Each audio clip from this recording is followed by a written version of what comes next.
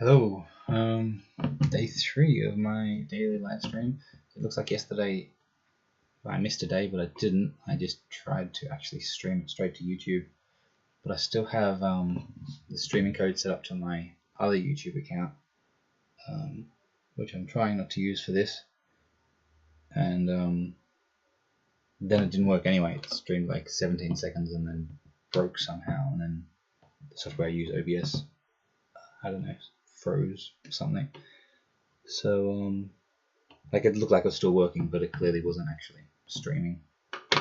And then when I tried to stop the streaming, it just sat there running my CPU at full speed for way too long before I realized it was broken.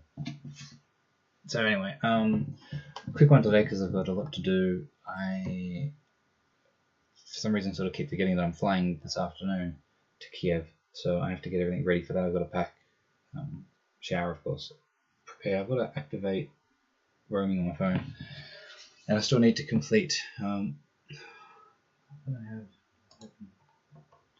still need to complete my application to the Reed Allen Foundation, so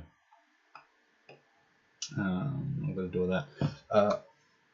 So I did, last night, laying in bed, I thought of a new way of sort of introducing people to the idea of the Socratic Web, particularly to the people that are focusing on, trying to sort of come at this from fake news is a problem, we need to fix it.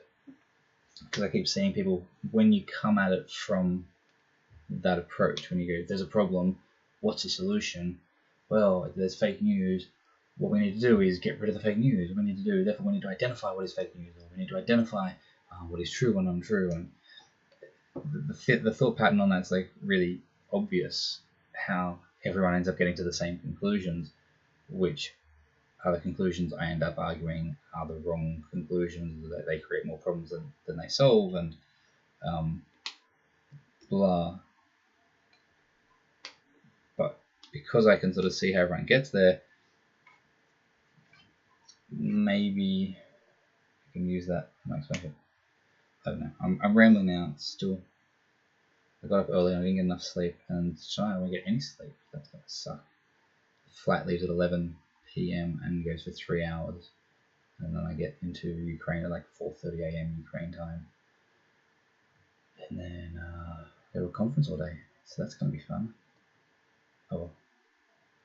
But yeah, so I was thinking about explaining it, and if I'm giving a talk to a group of people, what I want to say is I want to get everyone hands up who has ever written a critique or a rebuttal or a fact check in their lives. And that's a genuine question because I don't know how many people have done that. I suspect over the entire population, it's probably quite a small percentage have done it in detail.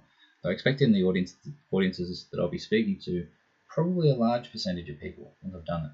But I'm curious to see the actual results of that. But in any case, ask about that, get a sense of what the people say, and if not very many people have, then instead try to talk about rebuttals that they may have read. So as long as I sort of get them thinking about it, and ideally perhaps I'll have an example rebuttal on a projector with me that I can sort of walk them through. I'm thinking of doing this as an article as well. And make the point that when you write a rebuttal, so actually I framed that, put it wrong. So what I want to do is get them to say, has anyone here ever seen an article online or content that has so infuriated them and annoyed them and has just been so clearly, frustratingly wrong that you can't help but go and write a long, detailed, takedown, debunking rebuttal of that article? I know I have. I don't know many. I'm sure I'm not the only one. Like, I know I'm not the only one because one of the most famous XKCD comics, the most famous comics online, even if you don't know what XKCD is, you've probably seen this comic, is a comic of a man sitting at a computer and his wife, presumably, saying, honey, are you coming to bed? I can't. Why not? Because someone is wrong on the internet. That, like, epitomizes internet culture. Arguing with random people that you will never speak to again, you don't know who they are, but you will argue with them. And so when an article comes across your path, it's like being shared by people. It's like being seen by thousands, hundreds of thousands, millions of people, and it's got to your news feed. and you read it and you go, this is a load of shit, and I have the knowledge to take it down, it's a pretty strong compulsion to go and do that. So particularly if I'm talking to a room of journalists and skeptics and academics, the sorts of people that invariably I will be presenting to in most cases, they will do it. And so if you've ever written one of these rebuttals, you'll know that once you've written it, there's like no uncertainty in your mind that anyone that reads the original article should read your article after it or instead of it. Like, the whole point of writing a rebuttal is there's things wrong with the first one and you know what they are and you can present them. So someone that reads that one, they need to see what you've written because you expose the problem. And you do that because you have the knowledge to do it. And what that usually consists of is the facts, some fact that they have in the original article is wrong. And you have the correct fact, and here's the correct fact, and here's the resource, here's the reference for that correct fact, here's the correction. So people need to know that that fact was wrong. That's easy. But as well as that, sometimes they omit facts. Here's some facts that weren't mentioned that change the picture considerably. Here's some facts, adding more information. Sometimes they have correct facts, and maybe they even have all the facts, but they're lacking context. So your rebuttal will bring out extra context, historical, cultural perspective that changes the interpretation of the facts. Sometimes it's just knowing that the author is a renowned liar, con man,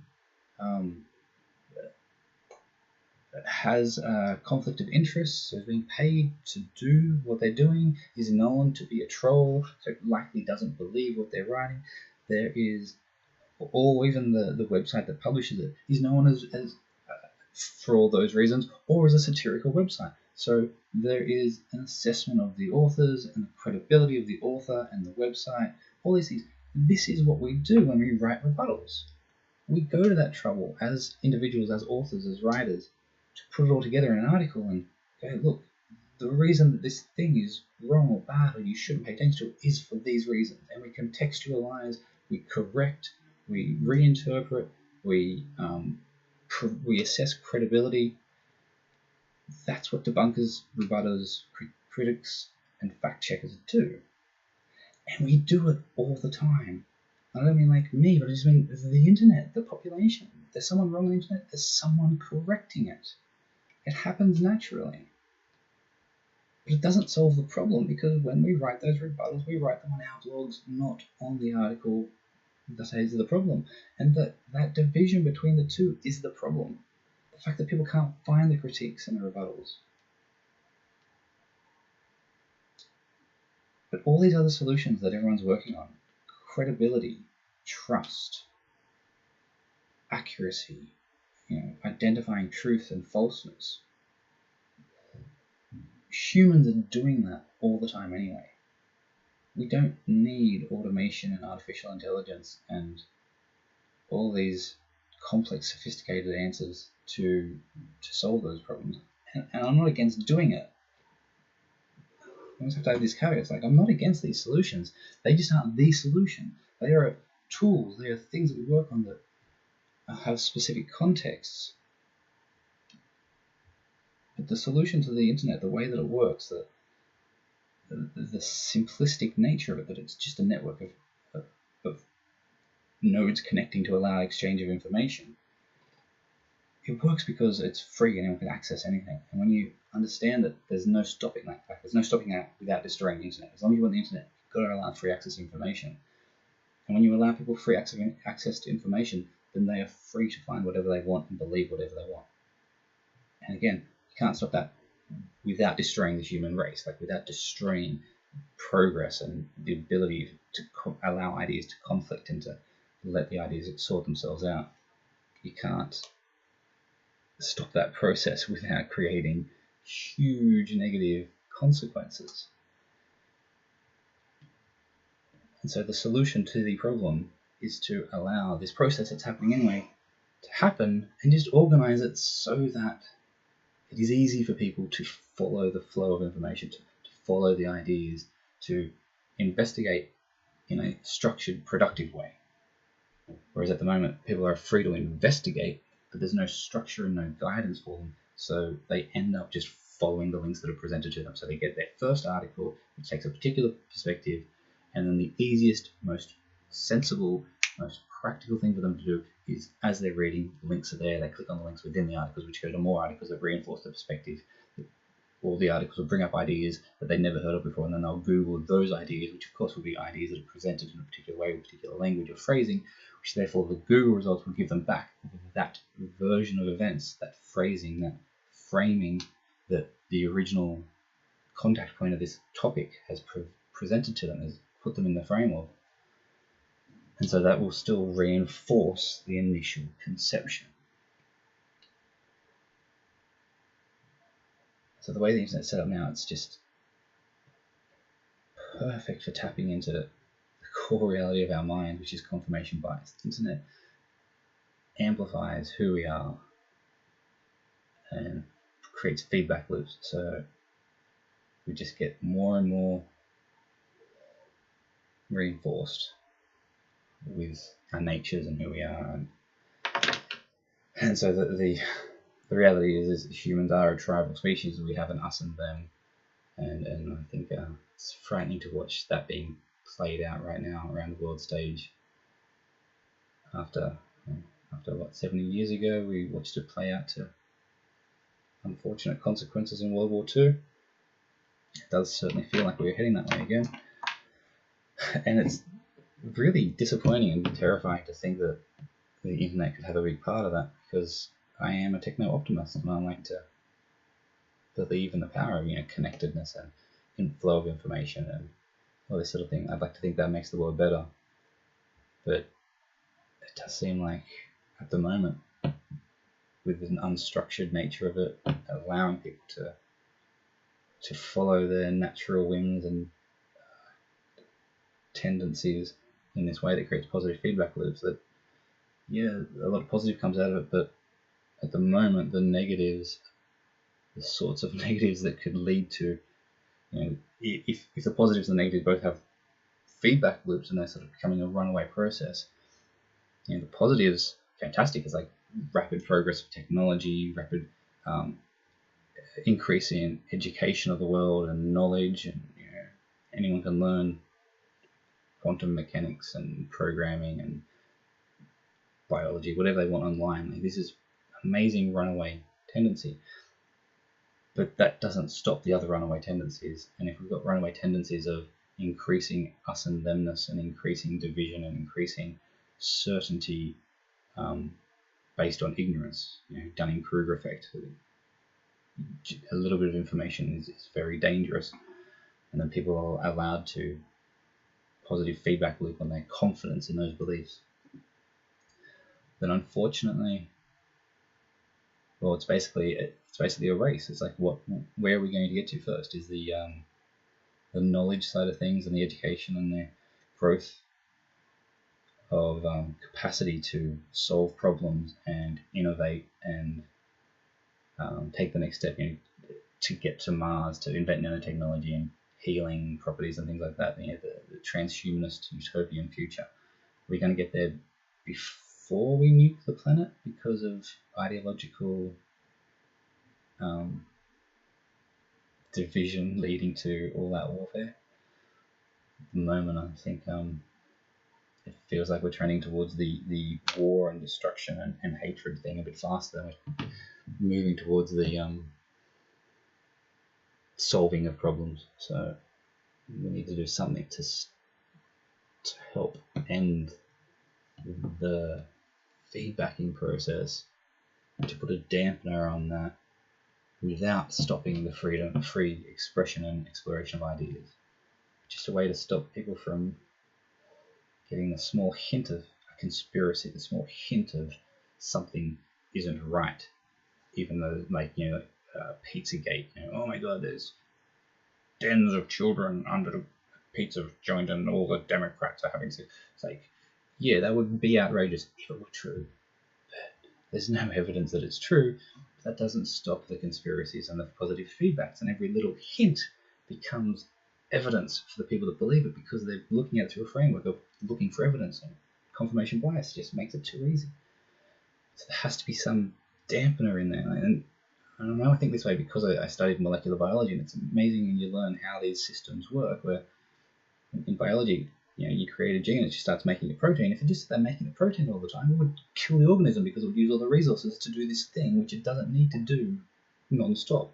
It needs to do a bit until it reaches a threshold and then stop. And so biology has all these systems where it's like, a gene will exist and start producing proteins, but then as a protein reaches a certain concentration, it will do something that activates another protein over here, changes the shape of something, and then that will bind to the gene and deactivate it until those proteins decrease, and then that will change. These feedback loops, these actions and reactions. It's not simple like the body just knows what to do. It's just gradients and pressures. And society and our psychology is just the same. And so with the internet, we want unfettered access to information. We want freedom of information. We want it to reach to global access. All the people to be able to access all of the ideas that all of the people have ever had. It's brilliant. We need that. But you can't just go, boom, here it is, off you go. Because there's too much. It's overwhelming, and people get to pick and choose, and then you get positive feedback loops of those directions. There need to be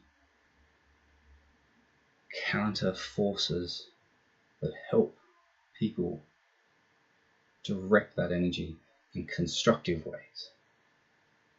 And that's what this Socratic Web vision basically does in the same sort of biological thinking way. It's simple, it's dumb, it's not a solution, it's not giving people exactly what they need at exactly the right time to exactly change their mind. It's not about that. It's about creating like a counter force, a pressure against just running away from extreme. Because that's what cancer is. To give it a simple example, cancer is a cell that's just going, I can just replicate forever, and it just runs away with that idea and does it indefinitely. Anything that's run away without restrictions, without constraints, without negative feedback on a responsive basis, it's almost certainly bound to be problematic. Okay, there you go. There's a little rant for the day. This is actually one of the reasons I wanted to do these videos. Hang on a second. Leonardo again. I'm doing a video. Did you make some Lego? Let's show the video what you made. Dad, it's a rocket ship. A rocket ship? Wow. And a satellite. Did Mummy? And a satellite. A satellite? Did Mummy help you make these? No, me make it all. That's amazing. A rocket ship and a satellite. How did you know to make a satellite? What is that? What? But why did you make a satellite? What's a satellite? Like in Earth. Oh, like around the Earth? Yeah. I don't even know where he gets the idea of a satellite from. Put it right Did Mummy tell you to make a satellite? No?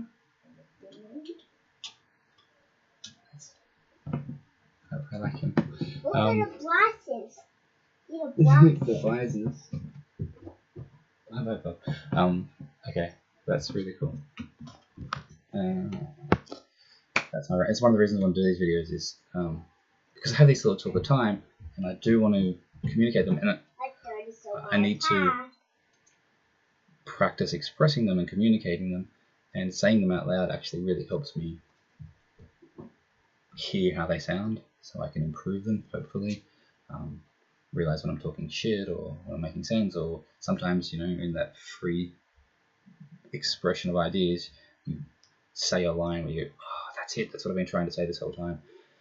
And usually the only time I do that, if I'm not preparing talks and giving talks or doing this, is laying in bed at night by myself and thinking in my head. And it's so frustrating how often I'll let that happen. That'll be happening, and I'll have a night thought and go, that's a really good one. But then, of course, you can't remember the next morning. Or it sucks anyway. Because what happens in your head is different to what things sound like when they come out. So the ability to speak out loud is a good thing for me to do, I think, to help me get better at communicating these ideas. That's that. I better get on with finishing this bloody application because it's due on the 31st. I fly this afternoon. I've got to pack. I've got to turn my phone on to streaming, shower, and then catch a bus to the train station, catch a train for 2 hours, get to the airport, check in 2 hours before the plane, get there, have a few hours of not sleeping probably, to go to a conference all day for 2 days, and then on the 31st I've got to get back here, so I'm flying again most of the day or sitting in airports. So if I don't get it done today, I have to do it in Kiev, I guess. Oh yeah, and I'm still waiting for a reply because it's Saturday and Sunday the last 2 days. It's Monday morning now. Waiting for a reply from some contacts at non-profit organisations. I'm hoping they can sponsor my application. That's an unfortunate necessary condition I have to complete before the next few days. Okay, that's today. Bye.